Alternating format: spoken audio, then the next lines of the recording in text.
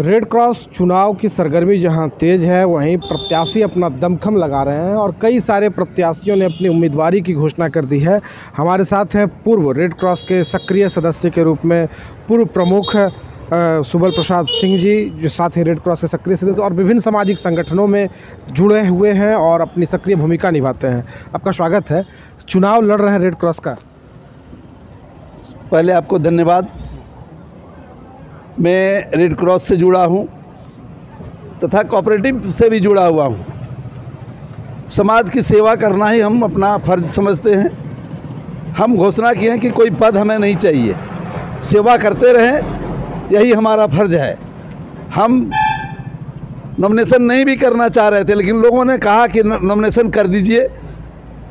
हम ये भी घोषणा किए हैं कि अगर यदि कोई इच्छुक व्यक्ति अगर यदि 23 के अंदर आना चाहता है तो पहला मेरा नाम होगा जिसको हटा दिया जाए।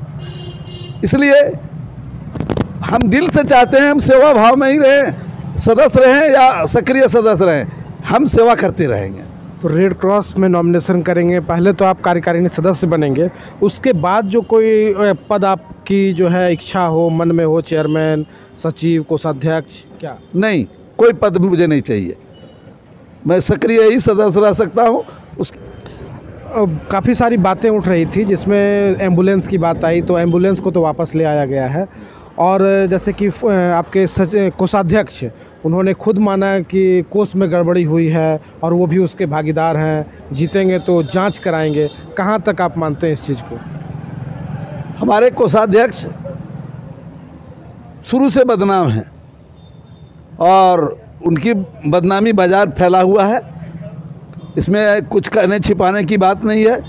वो कलकत्ता टूर में जाते थे तो बड़का बिल बना के लाके हम लोगों को दे देते थे, हम लोग उससे क्षुब्ध थे। अच्छा हुआ वो खुद हम लोगों से दूर हो गए और किसी पद पर आवे कोई उनको चाहता भी नहीं है, न वो सेवा की भावना लेके आते हैं। उनको पैसा चाहिए, यही उनका कर्म है। तो अब अगर आपकी नई कमेटी बनती है, आप उस कमेटी में रहते हैं, तो क्या लगता है ऐसा क्या काम और होना चाहिए जो नहीं हो पाया? काम जो भी दिया जाएगा हम लोगों को, हम लोग तो सबसे पहले कहेंगे कि देहात जाकर, खाली बाज़ार में सब सुविधा लोगों को उपलब्ध है। गांव-गांव जैसे हम लोग हेल्थ टेस्ट के लिए जाते थे, वो बंद हो गया है। उसका हमें दुख है, क्योंकि हम बिलोंग्स करते हैं देहात से और प्रतिनिधित्व भी करते थे देहात का ही।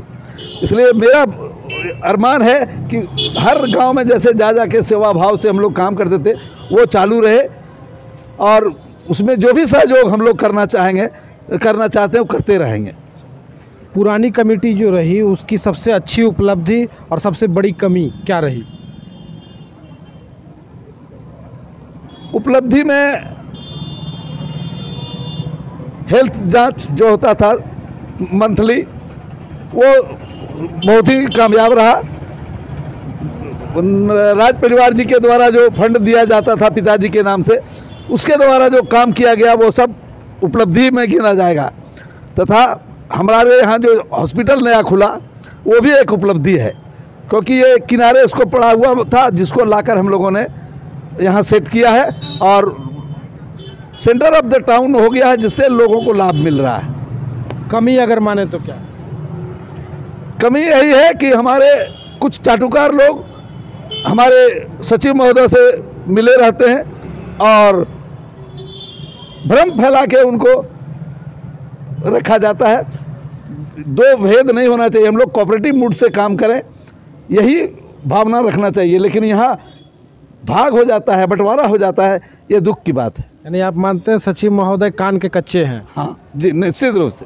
चलिए, तो साफ तौर पर में इन्होंने अपनी मन की बातें रखी और इस बार नए कमेटी का जो चुनाव होगा उसमें प्रत्याशी के रूप में रहेंगे और अपनी सक्रिय भागीदारी बिना किसी पद के, बिना किसी पद लोलुपता के, ये सेवा भावना से काम करते रहेंगे। सहयोगी पुनीत। अभी आगाज है तेरा, बहुत कुछ सीखना है, कमर कसनी अभी बाकी है, मुट्ठी भींचना है। अभी आगाज है तेरा, बहुत कुछ सीखना है, कमर कसनी अभी बाकी है, मुट्ठी भींचना है। भले हालात हो कैसे भी, बस ये सोच ले तू, यही है जिद, यही है रार, बस अब जी